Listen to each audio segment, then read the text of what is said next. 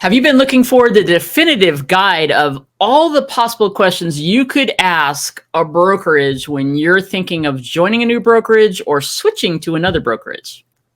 Yeah, we have all of those questions and a free download for you to actually take with you on your interview today on the Wandering But Not Lost podcast. You've reached the WBNL Wandering But Not Lost podcast, where real estate and reality meet.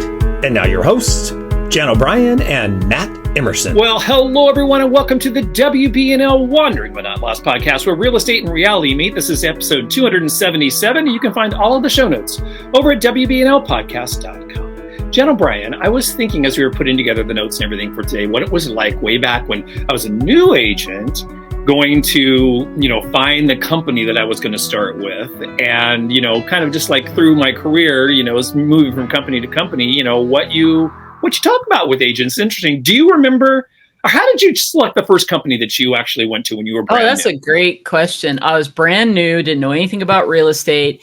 And back then I attended like 3 career nights. Yep. And I chose from different companies. 3 different companies that I had heard of because I didn't know anything about the market. I was new to the area.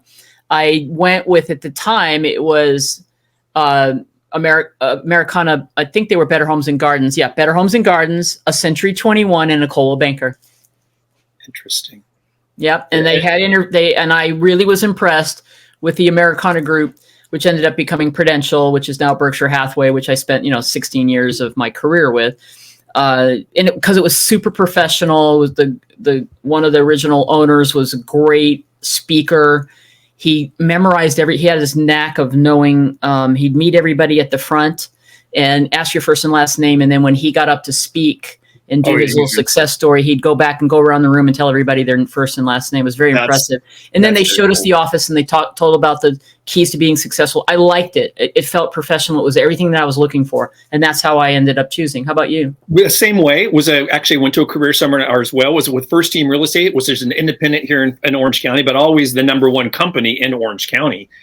California independent company. And they did their career seminars a little bit differently. They had it at a location at their training facility, which was in, kind of centralized in Orange County.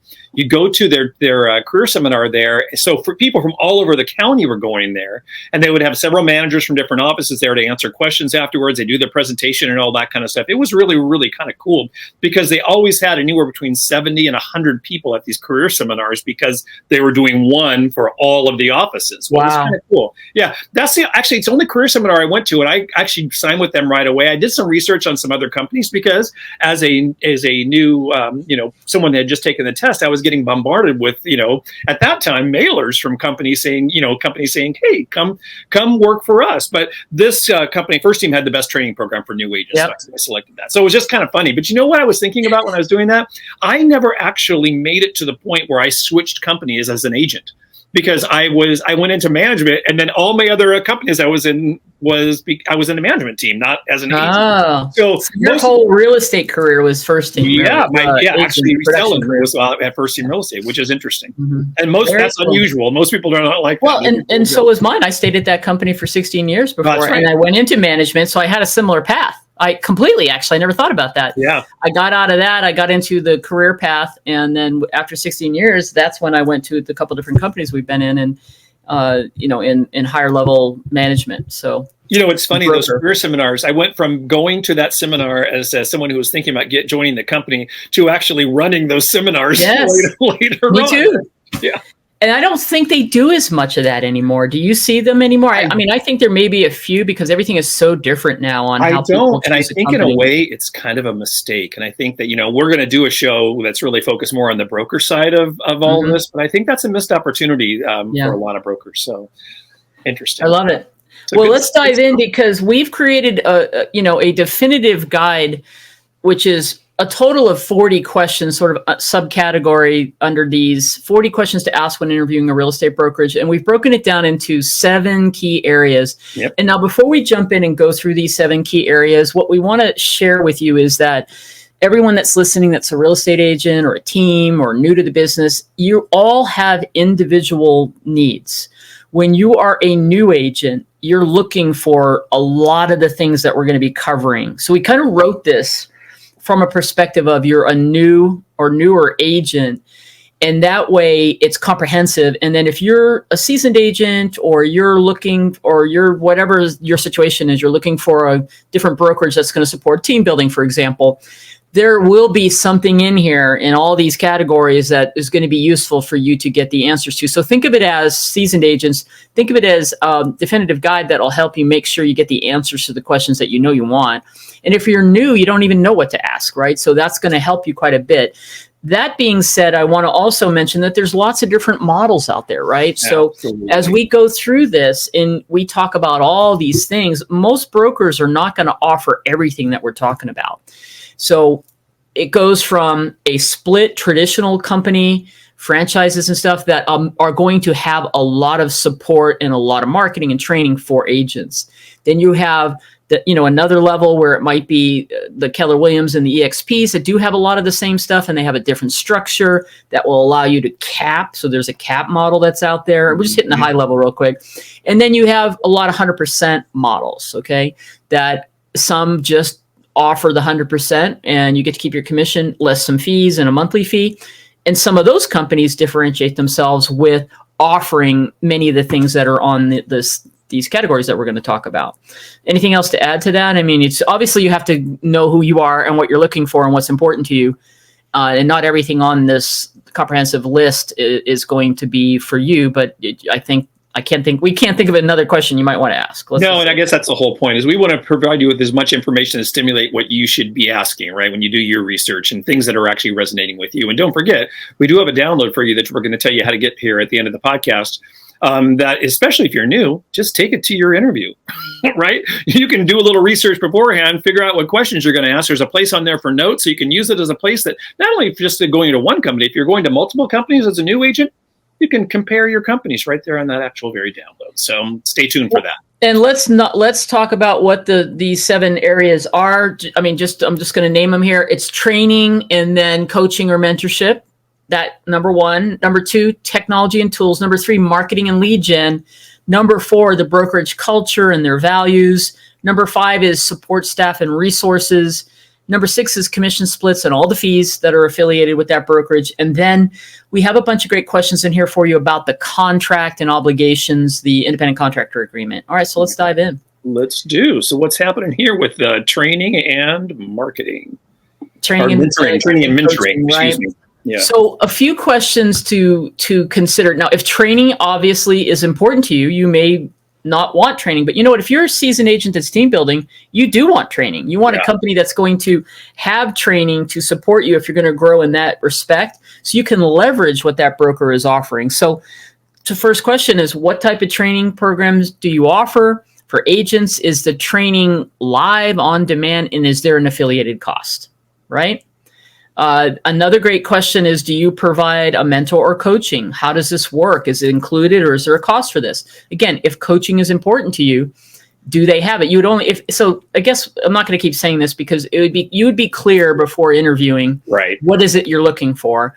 And then you pick you put the questions together so you can get the answers to, so you can compare it. So you're going to go, if I'm a newer agent, I'm going to go look at 3 or 4 companies that offer the things that I need, and then I'll be able to do a comparison as an example, right? Yeah. So how do you support agents in developing their skills, knowledge, social media marketing?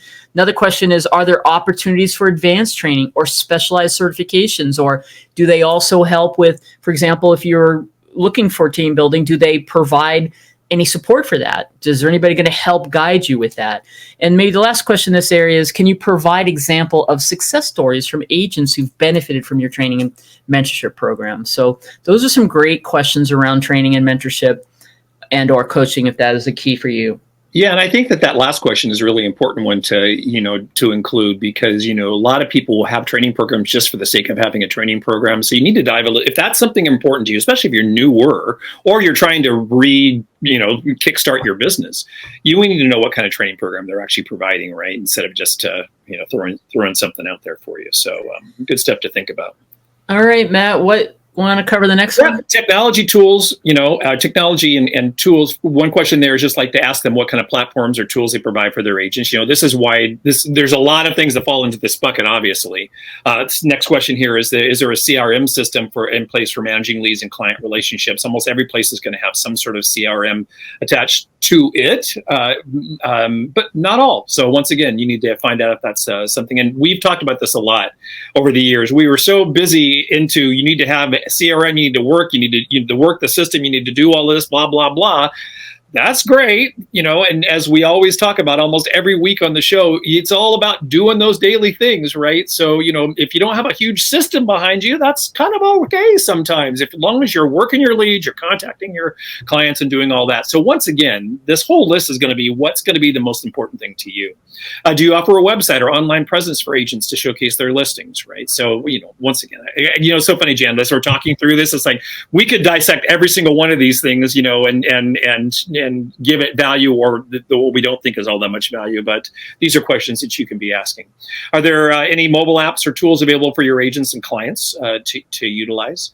How do you stay up to date on all the real estate technology needs? That's actually a pretty good question because things change so frequently, and you want to know if they actually have a group of people or if there's someone on their staff that's actually watching what's happening in the market, and if they're a company that's able to kind of move with the tide and the trends that are going on there. And the last question here is, do you charge a tech fee?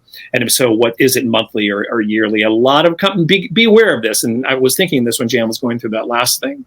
100% shops are great, right? And a lot of them, and one that we worked with, as a matter of fact, provide a lot of these tools and systems for their agents now. So it's a little bit different than it was right in the very beginning when it was just 100% nothing. Mm-hmm.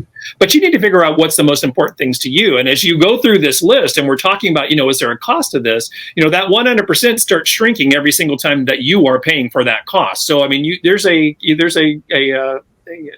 equation there that you need to figure out. So Tech Tool, the company that I worked for when I first started, they had a tech fee every month. Not every company does, but it's something to ask. All right. So marketing and lead gen, what marketing support do you offer to agents? So great opening-ended question. They may have it, they may not. The next question is, do you provide any lead generation tools or systems? So lead generation tools or systems, but maybe even, do you provide leads? Right. And how does that work? If that's something that's important to you, some companies do have leads teams and so forth, and maybe they have a different structure, which you could cover when you get to the compensation area. The 14th question on our list is, are there any marketing materials or templates available for agents to use? This is really great because a lot of companies do have this, or they have an affiliated partnership where they have branded materials. Otherwise, you've got to create some of those, right? So again, if marketing is important to you, here's some of the things to think about. Number 15, how do you assist agents in building their personal brand and online presence? There are companies that's one of their value props, that you come in and we have this person who helps you get your social media set up. See, what I love is that if you are clear about what's important to you, I mean, again, we're only at number 15. Right. I don't think there's a brokerage out there that has all of these things, that as far as tools and whatnot, but there are some that have a lot. So it's all about, again, we're reiterating it, but it's so important. It's all about being clear. Maybe you're not even clear what it is you want. Maybe this guide's going to help you if you're listening all the way through on what is important to you. Some people have a lot of this already set up if you've been in the business a minute, but maybe you need a little support. Maybe you don't, there's a trade-off. The other thing that we didn't talk about is when a lot of people go out, Matt, and just go, I want to get the best split I possibly can. That's right. And then when you then have to consider, as we go through this, I want you to be thinking about, if the brokerage doesn't provide it on a fair split structure, then I need to do it for my business. What's that costing me if I'm over here at a high split company or 100% versus the brokerage providing quality stuff for me to use? Is it almost the same? And that's a big important thing for you to figure out. A couple more here in marketing. Do you have an in-house marketing department? I remember one of my brokerages had that, and it became a bit of a nightmare, but there are companies that have this. A lot of high-end luxury brokers, that is a standard thing. Absolutely. That might be embedded in one of the benefits that you get. But again, you're not going to be on 100% split.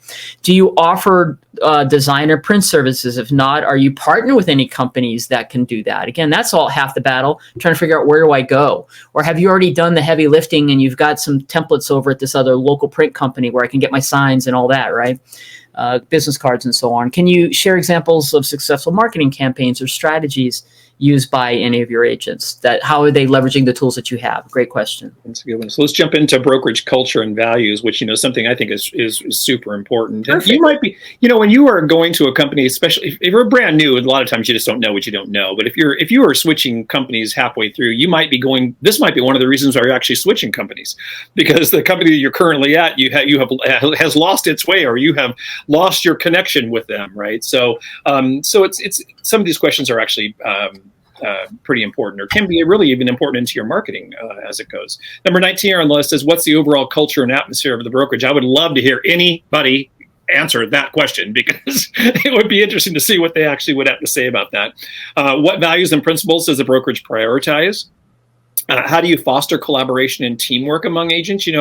So many people, you get into real estate as an independent contractor because you want to be your own boss. You want to do your own thing. You don't want to actually be answering to anybody else. But you will find a lot of times that you do desire or need to have that camaraderie and that team atmosphere, because especially if you worked in that kind of environment for most of your life, you switch over to real estate and you're a little island on your own. You long for that sometimes, and not every company provides that. So, and like I said, you might know that going in, then that might be the reason why you're going there. But it's always an interesting question to kind of to see what their answer is. I love this next one. Number 22 is, does the brokerage support any community involvement or philanthropic initiatives? So, do they have a foundation? Are they connected to the community in a way that you can actually jump into that and be a part of, and to help grow or use it as you now becoming, are being connected with a foundation. So it can really help in your marketing and help build your brand in a different way as well. Number 23 is, how do you ensure a positive and inclusive environment for all agents? Interesting question. And once again, it would be fun to maybe we should switch our Ask 5 to some of these questions, Jan O'Brien, to see what some of these brokers and managers and team leaders are saying about that. It'd be interesting to know that. And number 24 here on the list is, do you offer an awards program for agent production? And if so, how is that calculated? Awards are so important to so many people. Mm-hmm. And I have it was never something that was really a driver for me. It was something that I always, of course you enjoy, being on that list and doing that. But it's funny, from the brokerage side of that,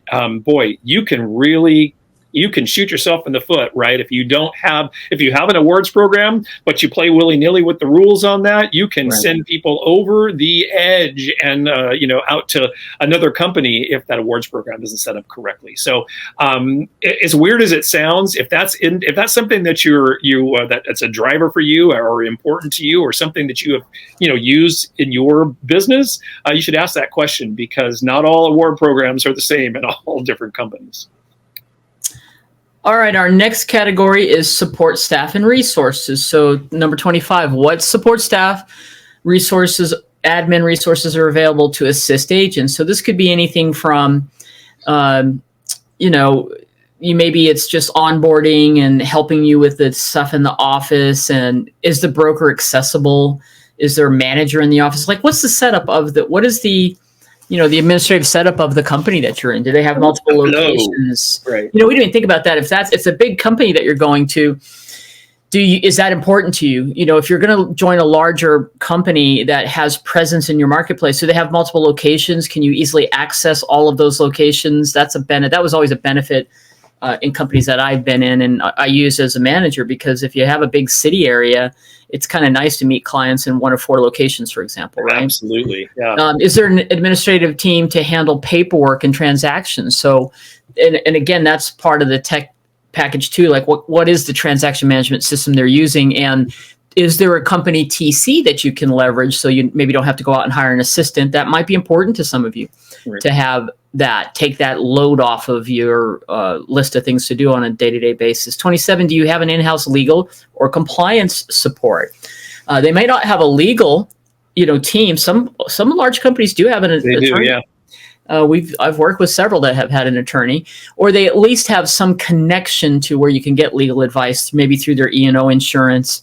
And then the compliance, they're going to have something. All brokers got to have some kind of compliance, and that is whoever is looking at your transactions as you're loading them, telling you you're good to go and all that. So a great question, just know how that works. And the last question in this area is, how accessible and responsive is the support staff? Are you able to talk to somebody? Do you have to send an email? How does it work? Do they have office hours, right? That's important.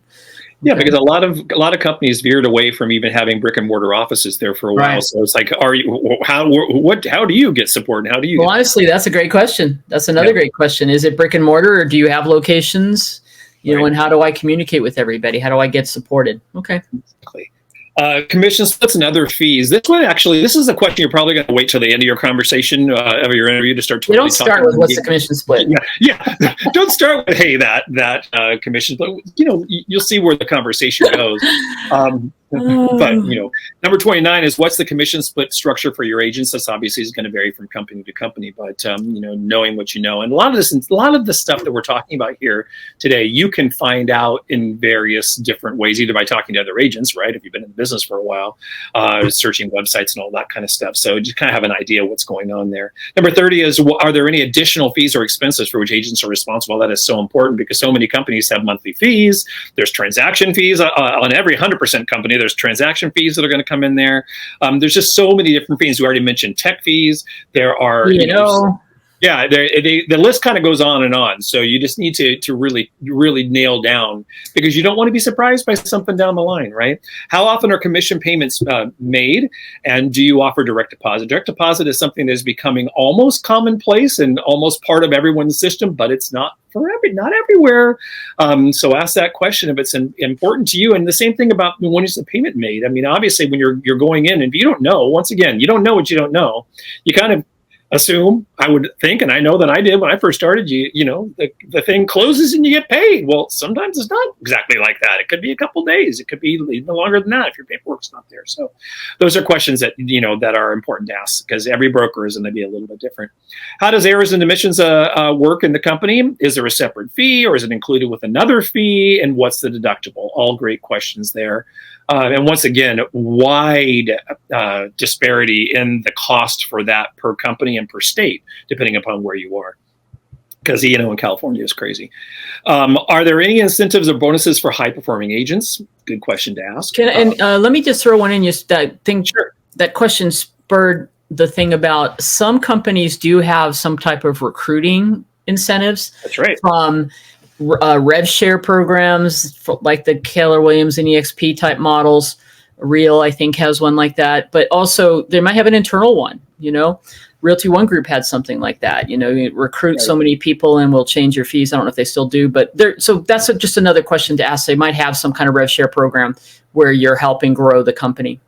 And this last one, number 34 on this commissions section, is, I think, really, really important. Is that can you provide me a written breakdown of the commission structure, fees, and your independent contractor agreement to review? And that is key, because you want to know. I mean, you don't want to walk into any interview thinking that you're just going to be hearing a bunch of BS, because that's not the case. Although there certainly will be a certain amount of that. But is the structure that's being offered to you the same that's going to be across the board, right? And Jan and I have talked about this ad nauseum over the years. How and we coach this when we're talking to brokers and team leaders and all of that. You need to have a commission structure that's going to be consistent and fair across the way. When people start doing these little special deals and doing this other stuff on the side that doesn't keep everyone kind of the same playing field, it can really cause a lot of animosity and can really, first of all, destroy culture, but also, you might not be getting what you're getting. So if they're able to offer you something in writing to give you an idea what that program is going to actually be and what the fees actually are, and there's nothing hidden in there, you're in a really good place. So Agreed. They open the door of transparency to you is a nice door to actually go through. So, and that brings us to a couple more questions regarding the contract and any obligations you may have in joining that brokerage. So 35 is, what are the terms and conditions of the agent contract, which basically means, being able to carry, it carries over from that other question. One thing I want to say about that is if some brokers might not be willing to let you walk away with the contract. Some do, but if they're not willing to let you sit down and read the contract Right. before you come on board and make the commitment, that's a problem, because that may mean you want to review it. And what things you're looking for are there any non-compete or exclusivity clauses? That could be important, especially if you ever got, like, there was always that issue in management, right? Or they generally will have a non-compete clause that says if you leave the company, you agree not to recruit the agents here and take them with you to that next company. So you need to look for that. Next question, what are the expectations and obligations for agents regarding production or sales volume? Do they have a standard? Do you have to meet a certain standard to remain with the company? Or it could be tied to the commission structure. It could be you've got to earn this much or close this many transactions, or we're going to change your split structure. You have to really get clear about that. And it's the best way to get clear is to ask the question, right? Sometimes they're not covering every possible, they're covering all the positives, right? They may not be saying, hey, if you don't hit that X dollar amount in sales volume, we're going to start you back at 70 the next year, okay?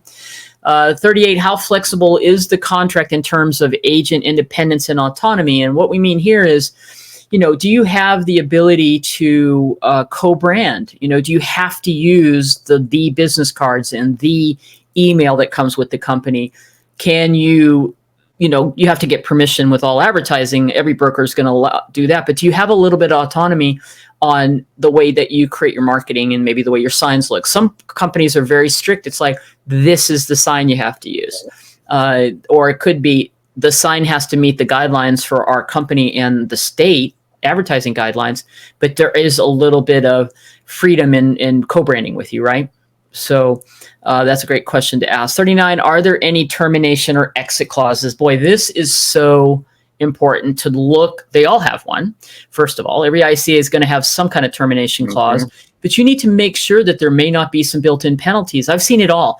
Everything from, if you're a new agent, there are companies I've seen that say, if you don't stay here, if you leave within 6 months or a year or whatever the number might be, you owe us X, like $1,500 fee for training you, even though we didn't charge you for the training. One would argue they did because you're on a split. But the point I'm making is you could have that. It could say most brokers are going to have listings belong with the brokerage. Some say you can take the listings with you if you still have, if they're not under contract, maybe without a fee or with the seller's permission, or there could be a referral fee. Many brokers will have if you leave the company and your deals haven't closed yet, we have the right to change your split structure or have another agent step in and you're going to have to pay them a referral fee. We've seen it all. The thing is, you just need to know what it is. Yeah. Some of them are very, very strict, and I never really liked brokerage ones that made people feel like they could never leave because they would lose everything. I just felt that came from so much scarcity. Totally. We were in companies where it was like you could take the listings with you as long as the seller wanted to. Because I've had people as a broker, we call the seller and they're like, well, no, I'd rather just stay with your company. They're not really liking or working with that agent or whatever the case may be. So very important to understand that exit clause and what do you have to do, and just ask the question around it. And the last question that we've thrown in here too is, do you have office meetings? Are they mandatory? Are there any other events or things that the company is doing beyond training that is supportive and keeping you up to speed and up to date with things that are changing? Do they have other ways that they stay in touch with you? Do they send a newsletter out? Do they use a text messaging system? I think it's so important for a brokerage to keep people involved in and keep people updated. Like our company currently uses a text system. I like that. I mean, email as well. Because you're going to catch it about, here's an upcoming class we have, or we got this special event happening. So those are our 40 questions over these 7 areas. There might be, it actually, going through it again, Matt, made us think of even more. Yeah, and actually some of the questions are multiple questions within the question too. So there are a lot of questions here, but it will give you a jumping off place to really start get you thinking about these the different things that are important to you. And the categories themselves, I think, are where you need to really kind of start. Look at those categories and see where in that, where you're finding. So we've given you 40 questions, but now let's just do a couple little housekeeping things. I think this is really important too. Here's just a couple interview tips that we can talk about when you're going in and talk to someone. Remember, I was kind of laughing as we were putting this together because, real estate is just so different. This is a different kind of interview than it would be like if you were going out for another job. Yes. Where you're trying to get a position at a place. This is really more a collaborative type of interview where you're kind of interviewing each other, right? To see where the fit's going to be, right? They're looking to see if you're going to be a fit or someone that's going to be able to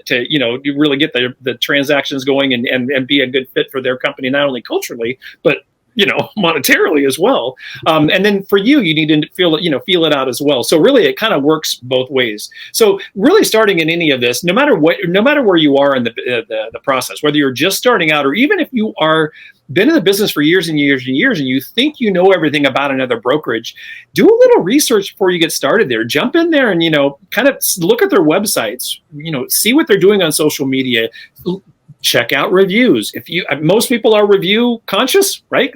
To see how other people are reacting and what they're doing, what other people are saying about a company or a product. So go check out the reviews there. I think that's something that a lot of people don't do when they're doing that real estate company switch, because a lot of times a lot of other emotions are in the process there. So do some research beforehand. Just don't go in blind. This is where, this next one is be professional and enthusiastic. This, to me, I think, even though it's not that same kind of interview be going on in a lot of other situations, treat it as such, though. Treat it like you are going to a professional interview. Go in looking good. Go in and be on time. Do the things that are going to be that you would do if you were going to any other interview, because you want to represent yourself well. Remember, this is something I think is so important. Whether you decide to go to that company or they decide to have you, whether you end up there or not, you are going to work with people in this company if you are doing transactions at all in the business, right? So it's better to leave that good impression, be the person that you want to work with, and I think it will be you just end up in a better place. So treat it like it was any other interview that you're going on. And that last thing. The last tip I have here really for you is just to follow up with a thank you note or an email. Jan and I pushed this whole connection and having a little follow up. It sets you apart absolutely from the mix. To say, hey, thanks for getting spending your time with me, and maybe you have a couple other follow up questions you might want to ask as well. And then once again, the same type of thing. You leave them with a good taste in your mouth. If they come across you again if you don't join them, if you come across them again in the industry, they're going to remember you. You're going to stand out. So there's just a couple tips there for you. That this is the time for both of you to be assessing each other. So it's really important that you Let me give a thing that just happened. So my sister Carrie is in real estate school, and she's doing some interviews right now with people that she does know in the industry in Georgia. And so she's forwarded me an email that came from a broker in Georgia that I know well and that she interviewed with, and I think that's where she's going to join. My sister did send a thank you note, and then the email response she got was basically, wow, great job. That was a real pro move with the thank you note, which really convinces us that you are already so far above. It's what we expect at our brokerage, right? Awesome. Because they really have a great reputation for being an independent broker in the Woodstock, North Georgia area. But I just went, she just did that, right? So the great point. And one other thing that you just made me think of here too, Matt. So when it comes to commission structure and all of that, you come in, if you're new, you don't have much leverage on negotiating unless you've got some background, or maybe you've got some business background. Be aware. Matt said it really great. You're not interviewing for a job there. You're interviewing the brokers to select the best one. They all want you. If you're new and you're choosing companies that will accept new agents and they have things to offer, they're all competing for you. They want you. Okay. That's what's so different about when you go on, a job, interview.